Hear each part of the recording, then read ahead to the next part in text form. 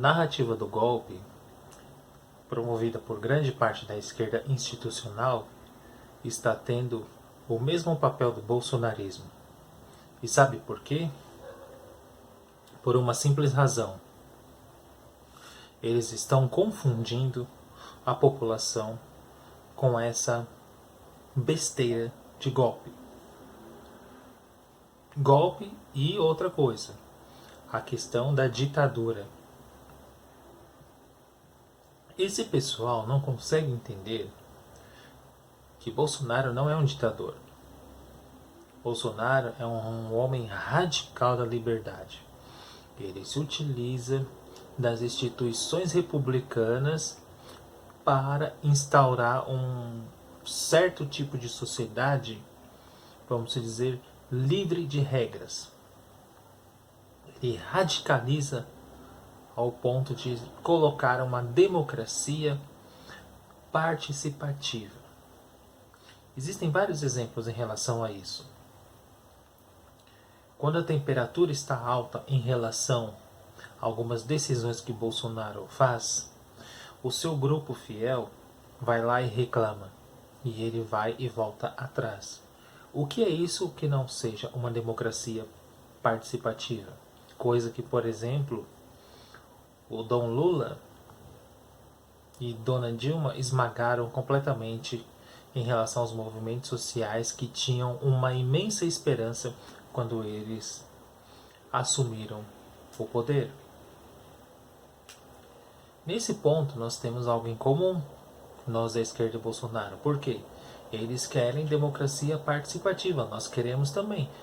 O que é preciso verificar que é radicalmente diferente é a forma como ele faz.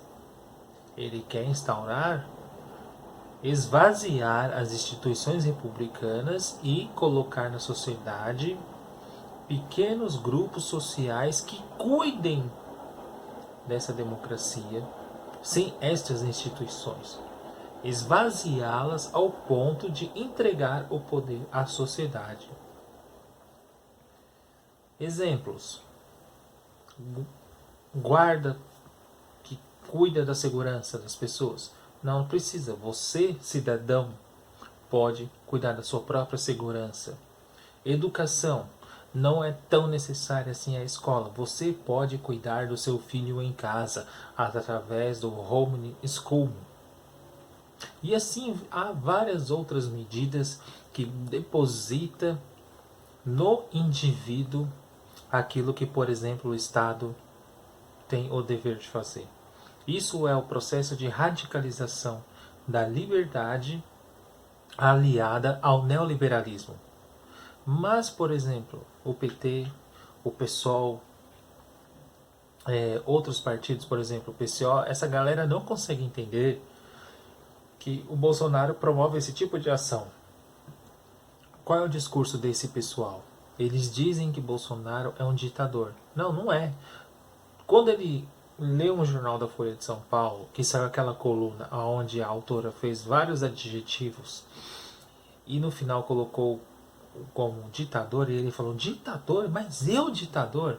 Ele está certo, ele não é um ditador. Ele é um radical da liberdade. Vejamos o exemplo da pandemia.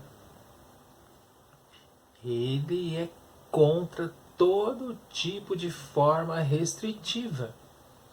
Deposita-se todas as fichas no indivíduo. Se você quer ir trabalhar, vá.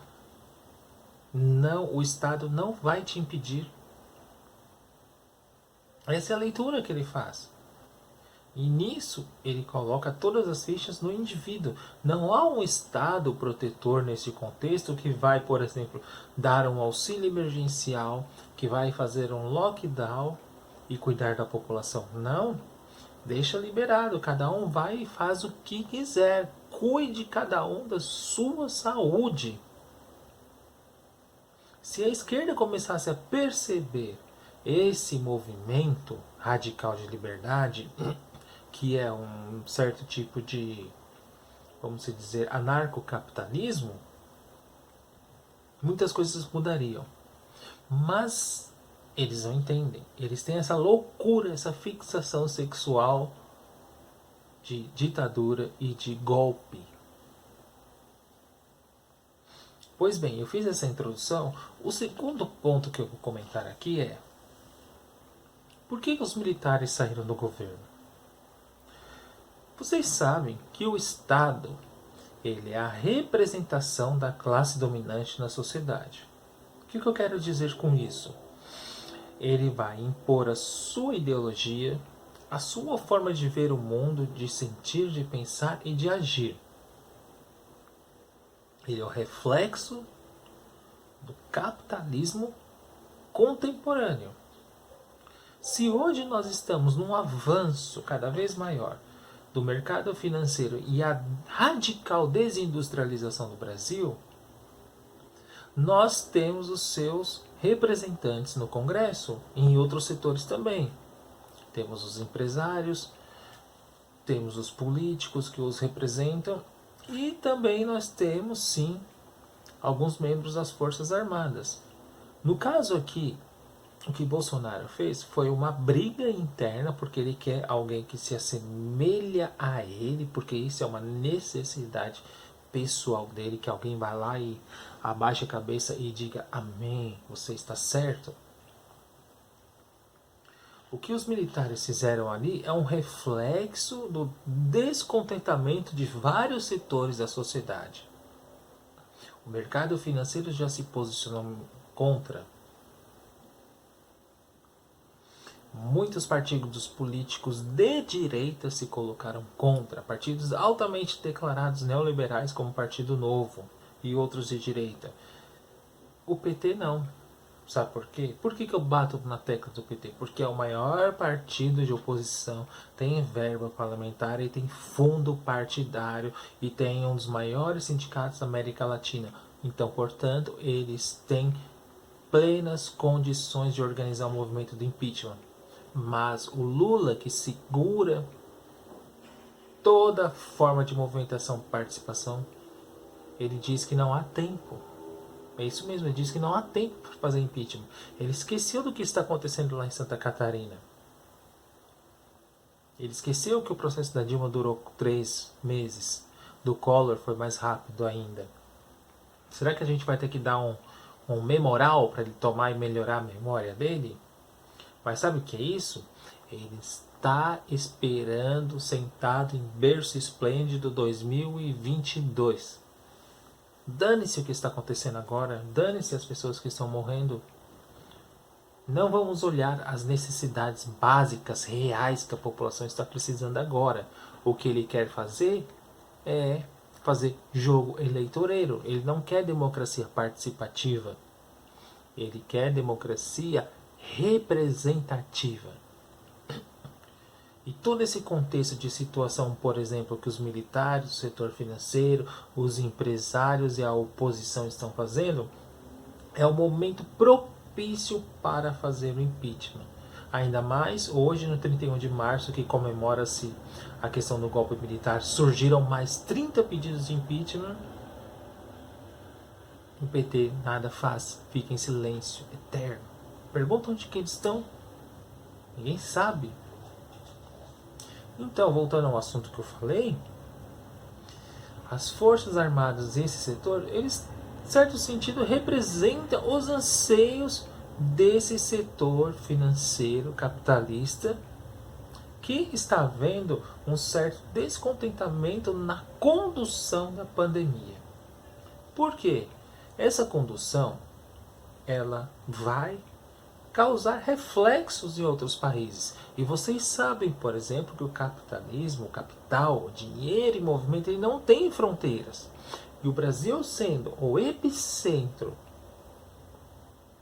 do Covid, mas as suas mutações, nós podemos espalhar isso para o mundo inteiro e a partir disso gerar outras crises em outros países. É por esta razão que estes setores estão descontentes com Bolsonaro, inclusive o Exército, indiretamente, ainda que eles não representem diretamente os interesses deles, mas indiretamente e ideologicamente estão alinhados e, em certo sentido, os representam. É por esta razão que o exército deixou o barco. Discordância. Aí sabe que a esquerda fala que Bolsonaro está preparando um golpe, que ele vai armar para o dia 31. Isso é uma tremenda de uma burrice, uma ilusão. Isso aí só serve para confundir o povo e a população, que não tem noção da política, do que está acontecendo. Essa narrativa não faz sentido algum. Ele vai fazer golpe com quem? Com a polícia? Aquela tentativa de golpe na Bahia, como falaram? Com que forças armadas que vai o apoiar? As forças armadas, elas não querem politizar o debate, elas querem estar onde elas estão. Só. Então vamos pensar nessa concepção de liberdade do Bolsonaro, nessa questão da democracia representativa e o esvaziamento das instituições republicanas, cujo objetivo é entregar esses poderes para a sociedade. É exatamente isso que ele vai fazer, que ele está fazendo nesses projetos que ele chama de flexibilização. Se você começar a compreender isso, você terá uma outra visão do governo dele. Como que é uma democracia radical à direita e como que isso se reflete na sociedade. E como que a esquerda burra lê de maneira errada esse contexto e transmite isso para muitas pessoas lerem um contexto também de maneira errada. Entendendo isso, você tem uma outra visão em relação a este governo e os reflexos que ele vai passar para frente. Beleza? Entenda isso, faça essa análise cuidadosa, que a sua visão em relação ao desenvolvimento do governo Bolsonaro aqui no Brasil vai ser outro, viu? Não vai ser desses fanáticos petistas e também não vai ser do gado bolsonarista. Você vai ter uma visão crítica de fato. Até mais.